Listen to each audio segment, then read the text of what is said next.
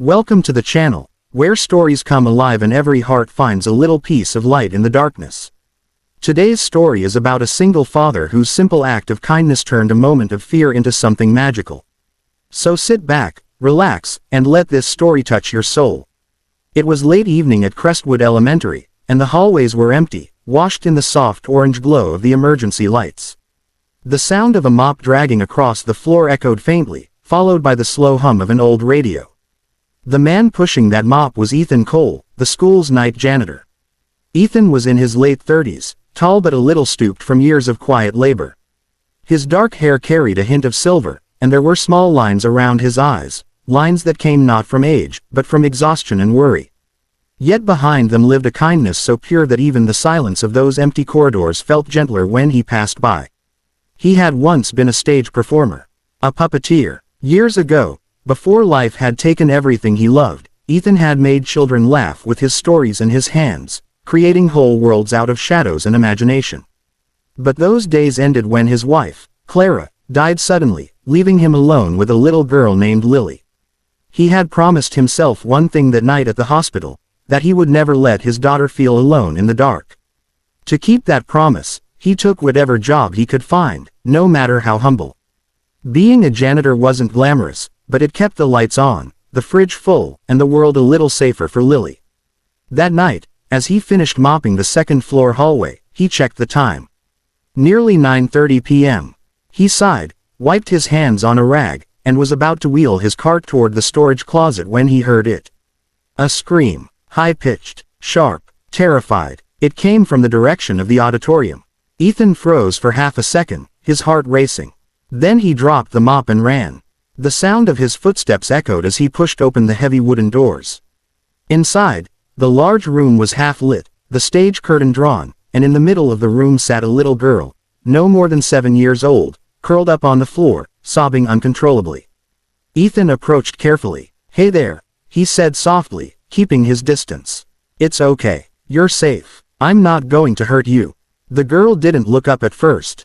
Her tiny shoulders shook with each sob. Ethan crouched down to her level, keeping his voice calm. "What's your name?" he asked. "I'm Maya," she stuttered through tears. "Hi, Maya, my name's Ethan. I work here, cleaning up after everyone goes home. Are you lost?" She nodded slowly, trying to catch her breath. "My mom, she was supposed to come after the dance practice. But everyone left, and the lights went out. I thought someone was in here." Her voice cracked as she looked around the shadowy room. Ethan's heart broke a little. He knew that kind of fear, the kind that crept in when you thought you'd been forgotten. "It's all right, Maya," he said softly. "You're not alone anymore. We'll call your mom in a minute. But first, let's calm down, okay?" The little girl sniffled, hugging her knees. Ethan glanced around. The flashlight in his pocket flickered weakly. The stage light cast long, strange shadows on the wall. And then he remembered something he hadn't done in years. He smiled faintly. "You know, when my daughter gets scared, we play a little game. It's called Shadow Friends. Have you ever seen shadow puppets?" Maya blinked, shaking her head. "No." "Then you're in for a treat." He dimmed the lights even more, leaving only a soft beam from the side lamp. He lifted his hands against the wall, twisting his fingers in practiced rhythm. A dog appeared. Its tail wagged, its mouth opened and closed as if barking silently. Maya gasped. Her tears slowed. "How did you do that?" Ethan grinned. "Magic hands. Watch this." He shifted his fingers again, forming a bird with flapping wings. It flew across the wall, landed on a shadowy branch, and sang without a sound. Maya's fear melted into laughter. Soft at first, then louder. Her eyes glowed with wonder. "Can you make a bunny?" she asked, wiping her cheeks. Ethan chuckled. "A bunny, of course." He bent his fingers, and a rabbit hopped into view, its long ears twitching. "Whoa," Maya whispered. "It looks real." "That's the trick," Ethan said softly. "The shadows look real, but they're not. Sometimes the things that scare us are just shadows too, only big because of the light behind them." For a long moment, Maya just watched the wall, smiling. The quiet auditorium no longer felt so frightening. It felt safe, warm. Then, Ethan heard the distant sound of hurried footsteps. The auditorium door burst open, and a woman ran in, eyes wide, breathless. "Maya," she cried. "Mom." Maya jumped up and ran into her arms. The woman hugged her tight, trembling. "Oh my God, I was so scared. The car wouldn't start, and my phone died. I came as fast as I could." Ethan stepped back, smiling quietly. The mother looked up. "You stayed with her?" He nodded. "She was a little scared. We made some shadow puppets." The woman blinked, noticing the shapes still dancing faintly on the wall. "Thank you," she said softly. "You have no idea what this means to me." Ethan smiled again, brushing his hands off. "No problem at all. I've got a little one myself. I know how it feels." When they left, the silence returned.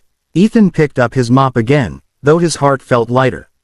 That night, when he got home, Lily was waiting up for him. Her tiny feet dangled from the couch, a blanket around her shoulders.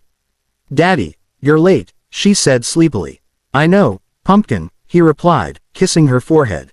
"I had to help a new friend tonight."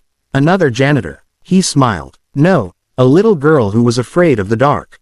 We made shadow animals." Lily grinned. "Like you used to do for me." "Exactly like that," she giggled softly. "You should teach her the butterfly one."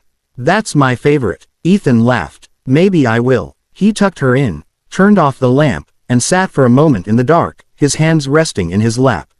Shadows from the streetlight danced across the wall. He raised his fingers, just like before, and formed a tiny bird. It fluttered and perched on the wall above Lily's bed. Her eyes followed it dreamily before closing. He whispered, "Good night, sweetheart." As days passed, life went on quietly. But one afternoon, the school principal called Ethan to the office. Nervous, he wondered if he'd done something wrong. When he entered, he saw Maya and her mother sitting there, smiling. The mother held a large manila envelope. "Mr. Cole," the principal said warmly, "I wanted to tell you something. Maya's mother works for the local newspaper. She told us what happened that night." Ethan's heart skipped. "Oh, I hope there wasn't a problem." "Quite the opposite," the principal said. "She wrote an article about kindness, and about you." Maya's mother handed him the envelope. Inside was a printed newspaper page. The headline read, "A janitor who brought light to the dark. How one father's shadow puppets calmed a frightened child." Ethan blinked, speechless. "I didn't use your full name,"